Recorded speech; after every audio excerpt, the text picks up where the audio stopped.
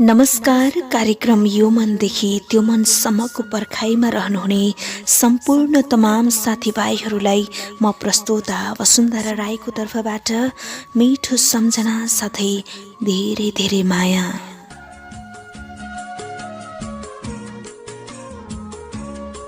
तपाईहरू जस्तो हुनुहुन्छ, जहाँ हुनुहुन्छ, स्वस्थ रहनुहोला। परिस्थिति नै यस्तै छ हजुर, आफ्नो ख्याल राख्नुहोला। निकै लामो समयपछि तपाईहरू सामु तपाईहरूको वास्तविक जीवन कथाहरू लिएर आइसकेकी छु। यो बीचमा आफ्नै व्यस्तताले गर्दा कार्यक्रम निरन्तरता दिन सकिन, यसमा मनैदेखि माफी चाहन्छु तपाईहरू माझ। हजुर, कहिले दुःखहरू समेटिएका कथाहरू त, कहिले खुसीको कथा त, कहिले कहाली लाग्दो ती सङ्घर्षको कथाहरू। यस्तै यस्तै कथाहरू बीच आज पनि एउटा यस्तो वास्तविक सङ्घर्षको कथा मेरो हातमा परिसकेको छ। पठाउनु हुने मित्र हुनुहुन्छ जानुका जानु राईज्यू। उहाँ उदयपुरबाट हुनुहुन्छ र हाल इन्डियाबाट।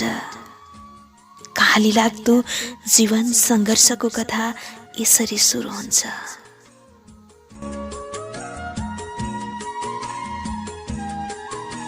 जीवनकालदेखि आजसम्मको यात्रामा सबैको आआफ्नो दुःख, कष्ट र सङ्घर्षहरू होलान्।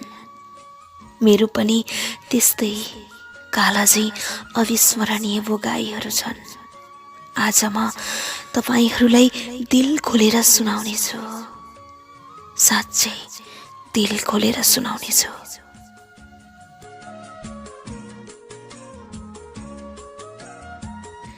म विपन्न परिवारमा जन्मिएकी घरकी माइली छोरी सोझी।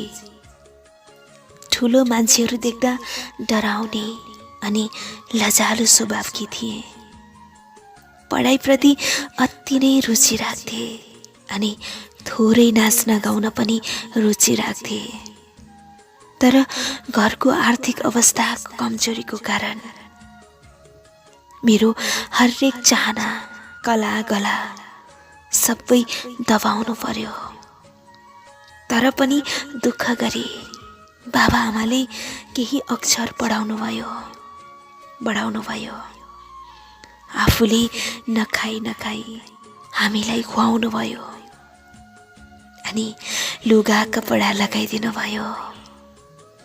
सानो थिए, बाबा आमाको दुःख कष्टलाई निहाल्न सक्ने भएकी थिइन म। अनि याद छ मलाई अझै पनि चप्पल बिना हिँडेको ती बाटाहरू अनि ती गोरेटोहरू।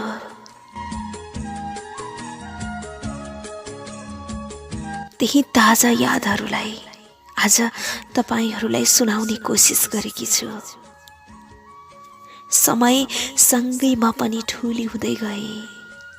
आमा बाबाको दुखाइलाई महसुस गर्न सक्ने भएछु। बालापनमा चोट लाग्दा शरीर दुख्थ्यो भने आज चोट लाग्दा मन दुख्ने भइसकेछ मेरो पढाइ एकदम राम्रो थियो। सधैँ उत्कृष्ट नम्बरले पास हुने। तर के गर्ने, घरको आर्थिक परिस्थितिको कारण मेरो पढाइलाई यत्तिकै थाती राख्नु पर्यो। जम्मा मैले 10 सम्म मात्र अध्ययन गर्न पाएँ।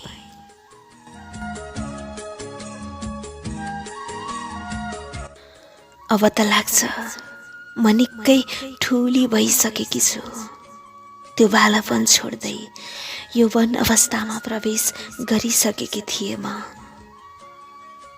सानो हुँदा आमा बाबाको माया अनि जब यौवन अवस्थाले छोएपछि कोही पराएको माया मलाई मात्र होइन, प्राय सबैलाई त्यस्तै हुनुपर्छ।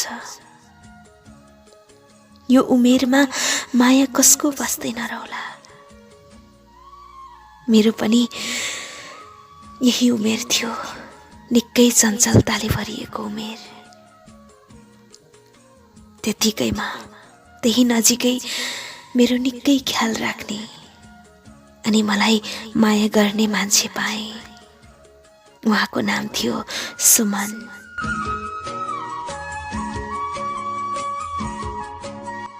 जीवनमा जीवन कहानी कसको हुन्न र, सबैको हुन्छ।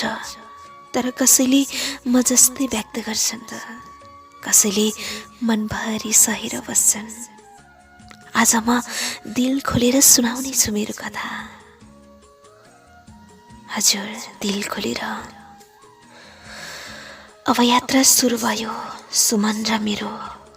कहिले दुःख त कहिले सुखका कुरा, त कहिले धेरै मायाका कुरा। यस्तै यस्तै कुराहरू गरेर दिन बित्ने गर्थ्यो। लगभग हामी प्रेम सम्बन्धमा 2 वर्षसम्म बाँधियौँ। त्यसपछि प्रेमलाई विवाहमा परिवर्तन गर्यौँ।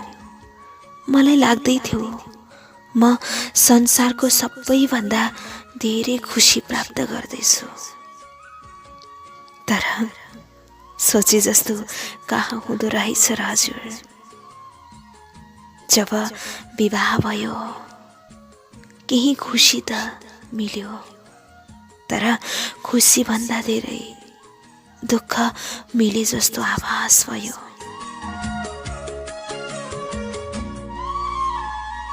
मेरो वैवाहिक जीवन राम्रैसँग चल्दै थियो। यति हुँदाहुँदै केही महिनापछि बुबाको निधन भयो। खै लाग्थ्यो अब दुःखहरूको वर्षात सबै मैमाथि पर्दैछ जस्तो। बुबाको निधनले म निकै दुखी थिएँ। यो दुःखको समय सकिन नपाउँदै म एक्कासी बिरामी भएँ। खै के भयो मलाई, एक्कासी यति धेरै ब्लिडिङ भयो। म ओछ्यान परिरहेँ धेरै समयसम्म। लाग्थ्यो म बाँच्दिन जस्तो। तर कहाँ नबाँच्नु, यति धेरै दुःखहरू भोग्नु त बाँकी नै थियो। त्यसैले त मृत्युको मुखबाट म फेरि फर्केर आएँ। समय बित्दै गयो। यो दुःख त केही पनि होइन मेरो जीवनमा। अझै अनेकौं कष्टहरू त बाँकी नै थियो। सायद त्यसैले बाँचे म फर्केर आएँ।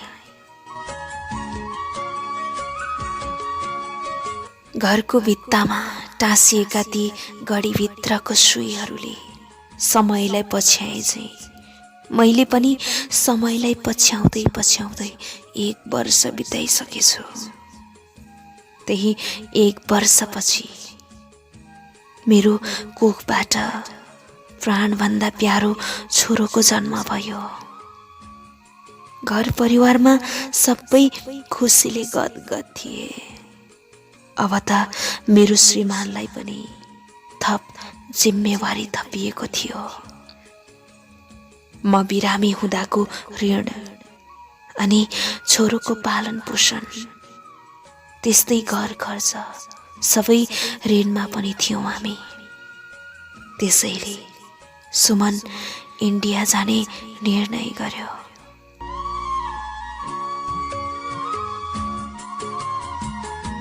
नेपालबाट इन्डिया जानलाई निकै सजिलो थियो।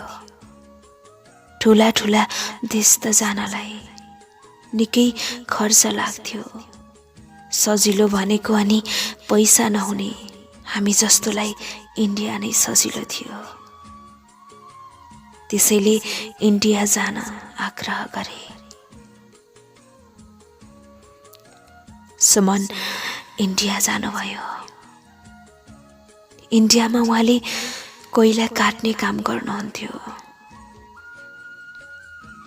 त्यही कामबाट हामीलाई सबैलाई खर्च धान्दै हुनुहुन्थ्यो।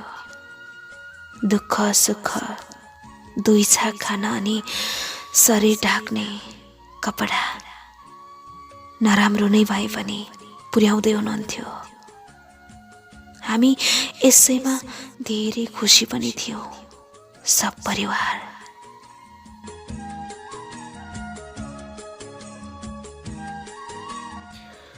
तर यो सानो सानो झुपडीको सानो सानो खुसीहरू कहाँ टिकाउ हुँदो रहेछ र। लाग्छ भगवानलाई पनि सानो घरको सानो सानो खुसी नै उजाड पार्न चाहन्छ सायद। मेरो र उहाँको खुसी सायद यहाँसम्म नै थियो होला। मलाई एक दिन खबर आउँछ कि सुमन इन्डियामा निकै बिरामी हुनुहुन्छ अरे भनेर। मैले तुरुन्तै उहाँलाई नेपाल बोलाएँ। उहाँको स्वास्थ्य निकै खराब थियो। कामको चाप अनि धुवा धुलो यस्तै कारणले गर्दा उहाँको स्वास्थ्य एकदमै नराम्रो गरी असर परिसकेको रहेछ। हामी जिल्ला अस्पतालमा देखायौं। कहिले ठिक हुने त कहिले बल्झिने, यस्तै गरी उहाँलाई बिरामीले सताइरह्यो।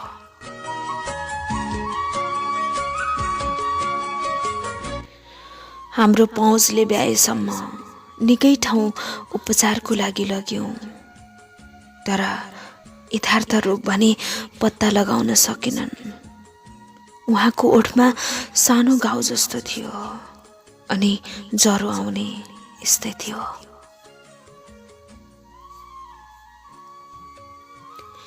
धेरै ठाउँमा धाउँदा धाउँदा हामीलाई क्यान्सरको आशंका गरे भरतपुर हस्पिटल पठाइयो।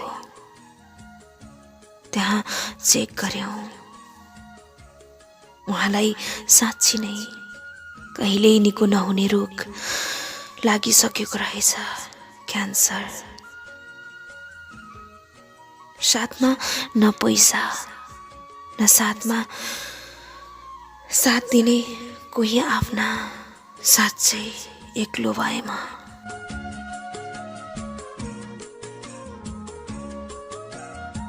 छोरो साथमा नाबालक अनि आफ्नो श्रीमान अशक्त, सहारा दिने मान्छे यस्तो अवस्थामा हुँदा मेरो दिन पनि रात जस्तै चकमन्न थिए। लाग्थ्यो दिन र रात एउटै छ सायद। जब सुमनलाई क्यान्सर भएको तथ्य रिपोर्ट पछि हामी सब परिवार नै कमजोर भइसकेका थियौं। उहाँलाई राम्रो हस्पिटलमा उपचार गर्ने मन थियो। आर्थिक कमजोरीको कारण रुन कराउन बाहेक अरू केही पनि उपाय थिएन, केही पनि थिएन।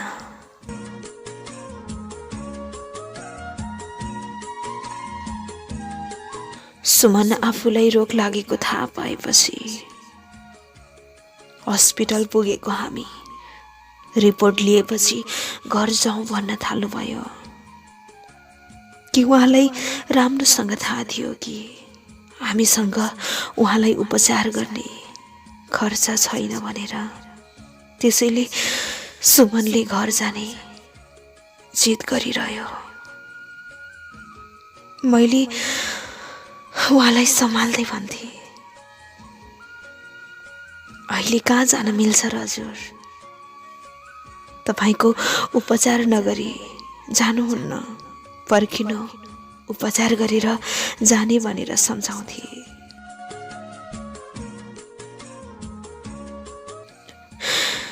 काखमा सानो नाबालक च्यापेर बेसरी रुन्थे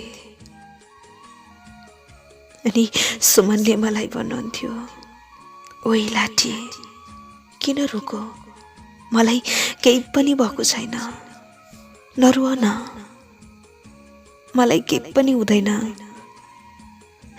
यस्तै भन्दै मेरो कपाल सुमसुम्याउँदै भन्नुहुन्थ्यो। तर मन बुझाउने ठाउँ थिएन, किनकि आजभन्दा भोलि झन् सुमनको स्वास्थ्यमा खराब हुँदै गइरहेको थियो। कसरी मन बुझाउने मैले? कुन आँखाहरूले देख्न सक्छ अनि कुन मनले मान्न सक्छ? जो आफूलाई धेरै माया गर्ने मान्छे मृत्युसँग लडिरहेको छ। ठुलो ठुलो हेरिरहन मैले धेरै कोसिस गरेँ। त्यसैबीच मैले आफन्तहरूलाई सहयोग मागे। केही मिडियाबाट अलिअलि रकम उठ्यो। त्यही रकमले मैले बेड भर्ना, औषधि, ट्रिटमेन्ट सबै गर्दै गर्दै हस्पिटलमा राखिरहे।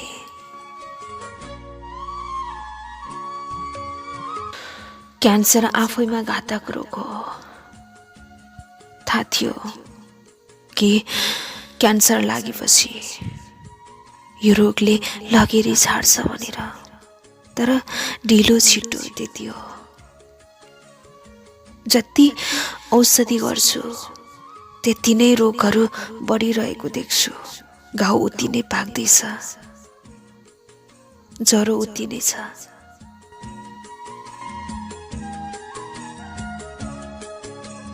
डरलाग्दो घाउ बढिरहेको थियो।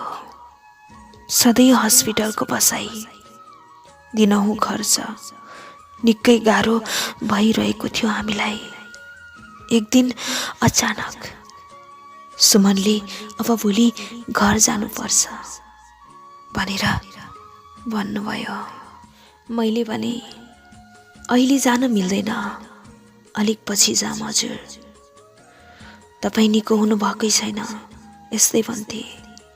उहाँले जिद गरिरहनु भयो।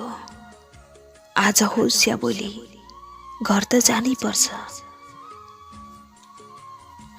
फेरि भोलिपल्ट यस्तै जिद, आज घर जानुपर्छ, यस्तै भनिरहनु भयो। उहाँको जिद्दीले गर्दा हामी पनि घर जाने तयारी गर्यौं। त्यही दिनदेखि उहाँलाई निकै ज्वरो बढ्यो। निकै ज्वरोले च्याप्यो, घाउ उस्तै थियो। हामी घर जाने तयारीमा थियौं।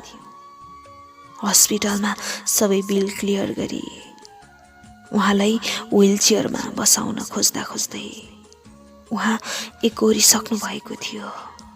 हत्तपत्त हामी घर फर्किन तयार गर्यौं। बाटोमा आउँदा आउँदै काखमा डलिरहेको मेरो जीवन रथी, साथमा सानो छोरोको स्पर्श गरिरहेको ती हातहरू त्यत्तिकै रोकिन थाले। बरबराइरहेको ओठहरू एक्कासी स्थिर हुन थाल्यो। लोलाएका ती आँखाहरू अनायासै बन्द भए।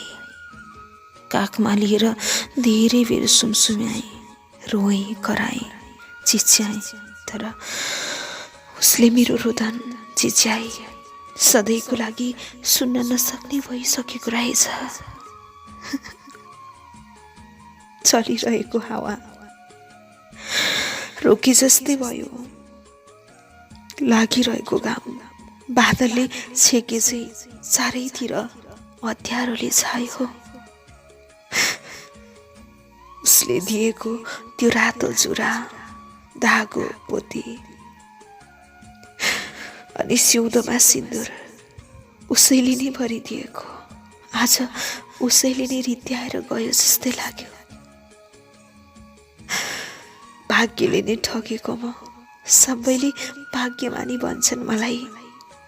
पिरतीले खुसी दियो आज मलाई, पिरतीले नै लुट्यो मलाई।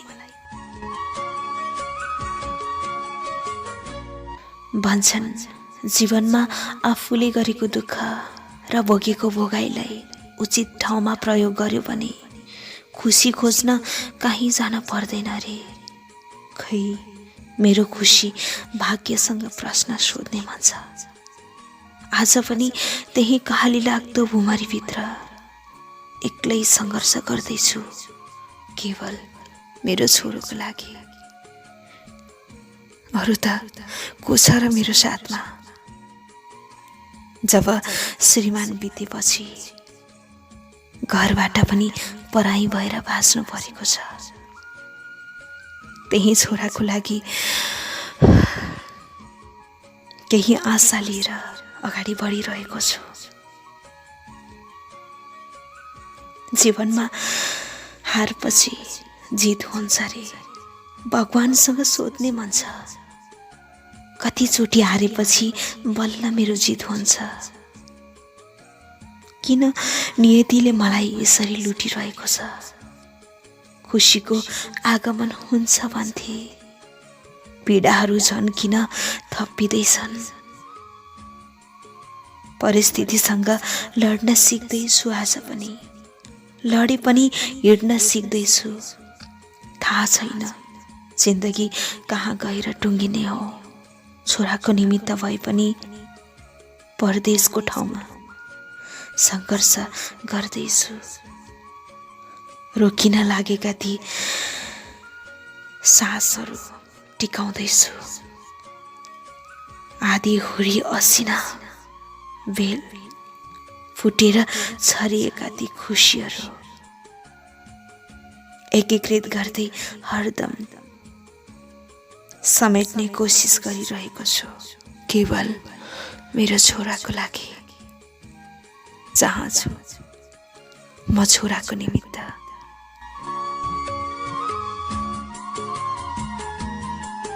हजुर, उहाँ हुनुहुन्थ्यो उदयपुरबाट जानुका राई जानुज्यू, हाल इन्डियाबाट। तपाईँलाई धेरै धेरै धन्यवाद दिन चाहन्छु, मलाई आफ्नै सम्झेर मेरो कार्यक्रममा तपाईँको जीवन कहानीहरू पठाउनु भएकोमा। आगामी दिनहरूमा तपाईँ सधैँ हाँसिरहनुहोस्, खुसी रहनुहोस्, यही कामना गर्दछु।